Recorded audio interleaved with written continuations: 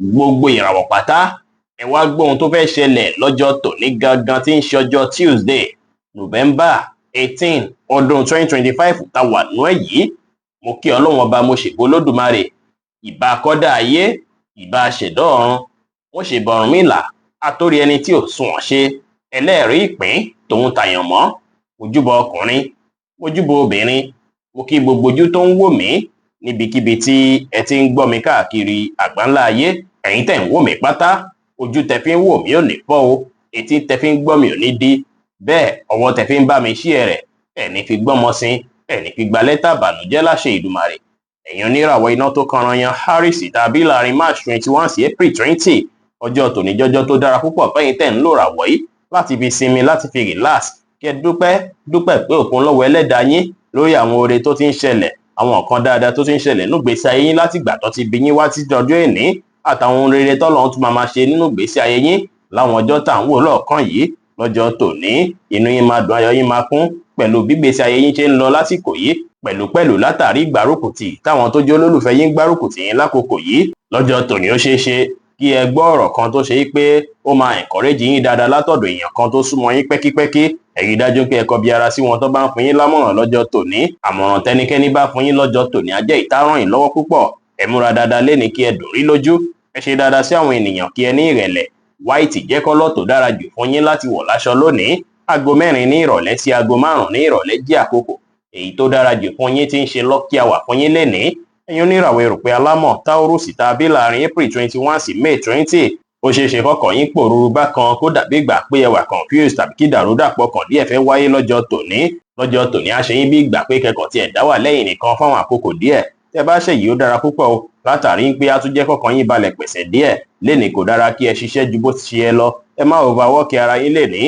Ẹ rí dájú pé ẹ create àkókò láti fi rìláàsì dáadáa lọ́jọ́ tòní. Kì wá ń ṣe bí ti kẹ́ má gbájúmọ́ṣẹ́ rárá o. Ẹ gbájúmọ́ àwọn nǹkan tó ṣe kókó fún yín láàyè iṣẹ́ dáadáa lọ́jọ́ tòní. Ẹ wà focus kí ẹ sì wà positive. Aago 12 ọ̀sán sí aago 5 ìrọ̀lẹ́ jẹ́ àkókò èyí tó dára jù fún yín tí ń ṣe lucky hour fún yín lénìí tí kọ́lọ̀ yellow wá jẹ́ kọ́lọ̀ èyí tó dára jù fún yín láti wọ̀ láṣọ ní ọjọ́ tòní. Ẹ̀yin oníràwọ̀ afẹ́fẹ́ aláwàdà Gemini tàbí láàrin May 21 sí June 21, ọjọ́ tòní jọjọ́ tó dára púpọ̀ fún yín. Ó dára púpọ̀ kẹ́ wà láyìíká àwọn tó ṣe é pọ́jọ́ olólùfẹ́ yín látàrí ìpele àbí ìdùnnú tàbí ayọ̀ tó pọ̀ fún yín. Ẹ ṣe dáadáa sí wọn kí ẹ pọ́n tèwe tàgbà lénìí. Gbogbo ìwà tẹ́ bá wù lọ́jọ́ tòní sáwọn olólùfẹ́ yín á bí kí ìbáṣepọ̀ yín àtàwọn olólùfẹ́ yín yìí kó dán mọ́rán dáadáa, kó sì tún dára sí ju tàtẹ̀yìnwá lọ. Ẹ ní ìrẹ̀lẹ̀ kẹ́ ṣe dáadáa sáwọn èèyàn lénìí, kẹ́ sì ṣàwọn nǹkan tá mú kí inú yín dùn káyọ̀ yín kún pẹ̀lú. Aago 2 ní ọ̀sán sí aago 5 ní ìrọ̀lẹ́ jẹ́ àkókò èyí tó dára jù fún yín tí ń ṣe lucky hour fún yín lénìí tí kọ́lọ̀ yellow sì jẹ́ kọ́lọ̀ èyí tó dára jù fún yín láti wọ̀ láṣọ ní ọjọ́ tòní. Ẹ̀yin oníràwọ̀ omi agbára Cancer tàbí láàrin June 22 sí July 22, ọjọ́ tòní ẹ máa rí ìdùnnú tó pọ̀. Ayọ̀ yín á kún dáadáa lọ́jọ́ tòní. Ọjọ́ ìgbafẹ́ lọ́jọ́ tòní tún jẹ́ fún yín o. Lénìí kẹ́ rí dájú pé ẹ fi gbafẹ́ fi enjoy ara yín. Èní kì í ṣọjọ́ iṣẹ́ rárá. Èní jọjọ́ tó ṣe é pé ẹ ní láti lo àkókò àti ìgbà pẹ̀lú olólùfẹ́ yín. Ẹ lè gbéra yín jáde kẹtẹ́ra yín sí fàájì rẹpẹtẹ, kò sí wàhálà. Kẹwàá ṣòtítọ́ kẹ́ ṣòdodo láwùjọ àwọn ènìyàn. Ẹ bá àwọn èèyàn ṣe pẹ̀lú àwàdà àti ẹ̀rín, kẹ́ sì ṣe dáadáa sáwọn èèyàn lénìí pẹ̀lú. Aago 2 ní ọ̀sán sí aago 4 ní ọ̀sán jẹ́ àkókò èyí tó dára jù fún yín tí ń ṣe lucky hour fún yín lénìí tí kọ́lọ̀ white sì jẹ́ kọ́lọ̀ èyí tó dára jù fún yín láti wọ̀ láṣọ ní ọjọ́ tòní. Ẹ̀yin oníràwọ̀ iná tó gbóná riri Leo tàbí láàrin July 23 sí August 22, ọjọ́ tòní ẹ rí dájú pé ẹ túbọ̀ fi ìgboyà ṣohunkóhun dáadáa. Ẹ rí dájú pé ẹ fi kún ìgboyà yín kẹ́ wà very confidential dáadáa lọ́jọ́ tòní. Bẹ́ẹ̀ sì ni kẹ́ rí dájú pé ẹ gbáradì láti adapt pẹ̀lú èyíkéyìí situation èyíkéyìí tẹ́ bá bára yín lọ́jọ́ tòní o. Lénìí kí ẹ mọ̀ dájú pé ó ṣeé ṣe kí áwọ̀ tàbí àìgbọ́ra-ẹni-yé fẹ́ wáyé láàrin ẹ̀yin àtèèyàn, ṣùgbọ́n ẹ kíyèsára ní pàtàkì pẹ̀lú bí ẹ ṣe ń sọ̀rọ̀ sí àbí bí ẹ ṣe ń gbọ́rọ̀ kalẹ̀. Kẹ́ má bàa sọ̀rọ̀ èyí tó máa mú yín ṣe ọmọlàkejì tàbí tó máa mú palára bọ́ ọmọlàkejì. Lénìí kò dára kí ẹ péjú níbi ìpéjọpọ̀ kí ìpéjọpọ̀ tí ẹ bá lọ tàbí tí ẹ bá wà pàápàá tó bá dàbí ìgbà pé wà comfortable níbẹ̀. Lénìí kẹ́ má jà, kẹ́ má fa fanfà pẹ̀lú èèyàn. Ẹ mọ́kàn balẹ̀ kẹ́ gbàlàáfíà láàyè dára. Blue jẹ́ kọ́lọ̀ tó dára jù fún yín láti wọ̀ láṣọ lónìí. Aago 4 ní ìrọ̀lẹ́ sí aago 5 ní ìrọ̀lẹ́ jẹ́ àkókò èyí tó dára jù fún yín tí ń ṣe lucky hour fún yín lénìí. Ẹ̀yin oníràwọ̀ erùpẹ̀ funfun Virgo tàbí láàrin August 23 sí September 23, lénìí kí ẹ rí dájú pé ẹ pàrònú tí pátápátá àwọn nǹkan tó ti ṣẹlẹ̀ sí yín sẹ́yìn. Ẹ má ò lẹ̀ ronú rẹpẹtẹ nípa rẹ̀ kó má bàa ṣàkóbá fún ìlera ara yín. tó bá wá dàbí ìgbà pé ìrònú yẹn ń wá fúnra rẹ̀ púpọ̀ tẹ́ ti ń try láti gbé sẹ́gbẹ́ kan tó dàbí ìgbà pé kò fẹ́ kúrò, ẹ rí dájú pé ẹbẹ́ ènìyàn kan tẹ́ finú tán, ẹ ṣàlàyé ọ̀rọ̀ yìí fún bí ó ṣe ṣe kọ́kàn yín tó free díẹ̀, ṣùgbọ́n ó ṣe kókó ṣe pàtàkì kí ẹ free ara yín, kí ẹ gbájúmọ́ bí nǹkan ṣe ń lọ lákòókò yìí àti bí nǹkan ṣe fẹ́ dára, bẹ́ẹ̀ sì ni kí ẹ bẹ̀rẹ̀ sí ronú nípa àwọn nǹkan dáadáa èyí tọ́lọ́run bá ti ṣe nínú ìgbésí ayé yín, ìyẹn á tún bí ìdùnnú, á tún bí ayọ̀ fún yín, á tún jẹ́ kí mood yín yàtọ̀ o. Lẹ́ni ẹ jìnnà sí fanfà pátápátá, ẹ má bẹnikẹ́ni hágíò tó bó ṣe ṣe kí irúfẹ́ nǹkan bẹ́ẹ̀ fẹ́ wáyé. Kò dára kẹ́ sùn láì tọ́nà sùn lénìí, kò dára kẹ́ wọṣọ dúdú birimù látòkè délẹ̀ lénìí, bẹ́ẹ̀ sì ni kò dára kẹ́ dá sọ́rọ̀ tí wọ́n pè é sí àbẹ́ tí ó kàn yín rárá. Green jẹ́ kọ́lọ̀ tó dára jù fún yín láti wọ̀ láṣọ lónìí. Aago 4 kọjá 30 ìṣẹ́jú ní ìrọ̀lẹ́ sí aago 5 kọjá ìṣẹ́jú 15 ní ìrọ̀lẹ́ jí àkókò èyí tó dára jù fún yín tí ń ṣe lucky hour fún yín lénìí. Ẹ̀yin oníràwọ̀ afẹ́fẹ́ márìmí fi ń Libra tàbí láàrin September 24 sí October 23, ẹ rí dájú pé ẹ free ara yín pẹ̀lú àwọn olólùfẹ́ yín, ẹ jìnnà sí gbogbo nǹkan tó bá dàbí trust issue pátápátá tó bó ṣe ṣe kí ẹ fẹ́ ní trust issue bákan lọ́jọ́ tòní. Ẹ má ṣe jẹ́ kí gbogbo eléyìí kó ṣàkóbá fún ìbáṣepọ̀ yín àtàwọn olólùfẹ́ yín rárá o. Ẹ wà positive, ẹ gbájúmọ́ṣẹ́ kẹ́ lè ráǹfààní àtòrè gbámú, ẹ ṣe dáadáa sáwọn èèyàn. Tí ènìyàn bá ṣẹ̀yìn má jò pẹ́ lórí ìkúnlẹ̀ ìṣáájú kẹ́ tó forí jì. Pink jẹ́ kọ́lọ̀ tó dára jù fún yín láti wọ̀ láṣọ lónìí. Aago 1 ní ọ̀sán sí aago 3 ní ọ̀sán jí àkókò èyí tó dára jù fún yín tí ń ṣe lucky hour fún yín lénìí. Ẹ̀yin oníràwọ̀ omi tútù Scorpio tàbí láàrin October 24 sí November 22, ó ṣeé ṣe kó dàbí ìgbà pé nǹkan kan ti ṣẹlẹ̀ látijọ́ mẹ́ta tó jẹ́ kẹ́ wà disappointed bákan, àbí kó ṣe pé ní gangan nírúfẹ́ nǹkan bẹ́ẹ̀ fẹ́ wáyé. Ló ṣeé ṣe kó ṣe pé bóyá àwọn ìdíwọ́ dènà àbí kùdìẹ̀kudiẹ díẹ̀ kan ló fẹ́ wáyé lénìí. Ẹ rí dájú pé ẹ wulẹ̀ wá solution lé lórí ló dára o. Ẹ má wulẹ̀ jẹ́ kí yẹn ṣe yín bákan rárá. Ẹ ronú nípa solution láti wá bí nǹkan náà ṣe fẹ́ kúò, tọ́nà ṣe fẹ́ ṣí, tọ́nà ṣe fẹ́ là. Ẹ mú sùúrù lò kí ẹ sì endure látàrí pé gbogbo èyí tó fẹ́ ṣẹlẹ̀ lénìí pátápátá ènìyàn náà ló fẹ́ ṣẹlẹ̀ o, kò sì ní pẹ́ tí lè ó fi ṣú. Fún ìdí èyí, ẹ má jẹ́ kí mọ́lára yín lágbára jù yín lọ rárá. Ẹ rí dájú pé ẹ ṣàwọn nǹkan tá mú kí inú yín dùn káyọ̀ yín kún pátápátá. Black jẹ́ kọ́lọ̀ tó dára jù fún yín láti wọ̀ láṣọ lónìí. Aago 4 ní ìrọ̀lẹ́ sí aago 5 ní ìrọ̀lẹ́ jí àkókò èyí tó dára jù fún yín tí ń ṣe lucky hour fún yín lénìí.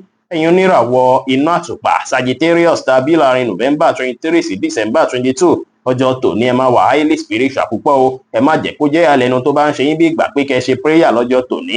Ó dára kí ẹ create àkókò láti fi ṣe prayer pàápàá pẹ̀lú mọ̀lẹ́bí yín. Ó lè bí kó ṣeé ṣe kó lódùmarè tẹ́wọ́ ba gbogbo àdúrà tẹ́ bá ṣe lọ́jọ́ tòní o. Lénìí ó tún dára púpọ̀ ẹ̀yin tẹ́ bá fẹ́ ṣe gbogbo nǹkan tó jọ mọ́ spiritual work pátápátá, any spiritual practice ẹ lè ṣe lọ́jọ́ tòní, kò sí wàhálà. Ẹ ṣe dáadáa sáwọn èèyàn lénìí kí ẹ ní ìrẹ̀lẹ̀ kí ẹ sì wà determine pẹ̀lú. Cream jẹ́ kọ́lọ̀ tó dára jù fún yín láti wọ̀ láṣọ lónìí o. Aago 12 kọjá 30 ìṣẹ́jú ní ọ̀sán sí aago 2 ní ọ̀sán jí àkókò èyí tó dára jù fún yín tí ń ṣe lucky hour fún yín lénìí. Ẹ̀yin oníràwọ̀ erùpẹ̀ lérúkú Capricorn tàbí láàrin December 23 sí January 19, lọ́jọ́ tòní ẹ máa nílò àlàáfíà púpọ̀ o. Àlàáfíà ṣe kókó fún yín púpọ̀ lọ́jọ́ tòní. Ẹ jìnnà sí ìbínú ní gbogbo ọ̀nà, ẹ sì máa fàyè gba kí ìkọ̀kan ṣàkóbá fàlàáfíà àti ìrọ̀rùn yín lọ́jọ́ tòní o. Ó ṣeé ṣe kó ṣe pé àwọn èèyàn tó súnmọ́ yín kọ̀ọ̀kan ó ṣeé ṣe kó fẹ́ máa ṣe nǹkan tá fẹ́ máa frustrate yín tàbí tá fẹ́ distract yín kúrò níbi nǹkan tó ṣe kókó lọ́jọ́ tòní. Ẹ má wulẹ̀ kọbi ara sí wọn rárá. Ẹ gbájúmọ́ gbogbo nǹkan tá fún yín lálàáfíà lénìí. Ẹ má finú tọ́yàn rárá, ẹ má gbára léèyàn rárá. Ẹ ṣe nǹkan yín létò ètò kí ẹ sì má gbàgbé láti wá àlàáfíà ní gbogbo ọ̀nà. Yẹ́lò jẹ́ kọ́lọ̀ tó dára jù fún yín láti wọ̀ láṣọ lónìí. Aago 5 ní ìrọ̀lẹ́ sí aago 7 ní àṣálẹ́ jí àkókò èyí tó dára jù fún yín tí ń ṣe lucky hour fún yín lénìí.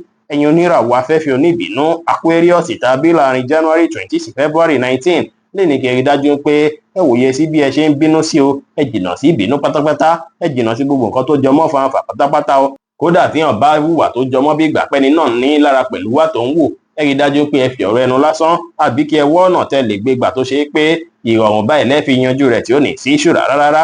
Ọjọ́ tòní jọjọ́ tó ṣe pé ó dára púpọ̀ kẹ́ ṣe àwọn nǹkan tá mú kí inú yín dùn káyọ̀ yín kún pátápátá.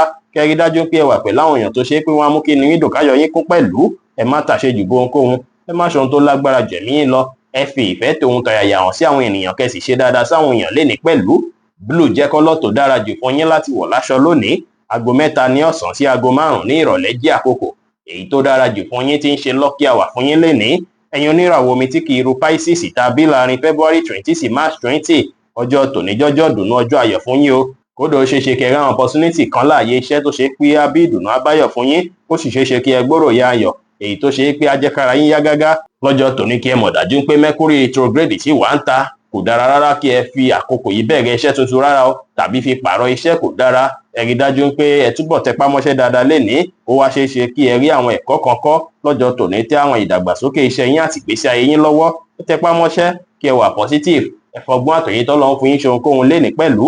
Aago 3 ní ọ̀sán sí aago 6 ní ìrọ̀lẹ́ jí àkókò èyí tó dára jù fún yín tí ń ṣe lucky hour fún yín lénìí tí kọ́lọ̀ green sì jẹ́ kọ́lọ̀ èyí tó dára jù fún yín láti wọ̀ láṣọ ní ọjọ́ tòní. Bí ó ṣe jẹ́ nìyẹn fún gbogbo irúfẹ́ ìràwọ̀ 12 tó wà pátá. Ẹ̀yin tẹ́ ń wò mí pátá, ẹ lọ bá wa follow Facebook page wa Ìṣẹ̀dá Spiritual Backup lórí Facebook torí ti Ọlọ́run. Ẹ ṣeun púpọ̀. Ẹ má gbàgbé pé Ọlọ́run bo Olódùmarè nìkan lọ́ba tó ní ìmọ̀ jùlọ. Ẹ̀yin tẹ́ fẹ́ ṣèwádìí onírúurú láǹfààní àti kàn sí wa ní WhatsApp 09033897161.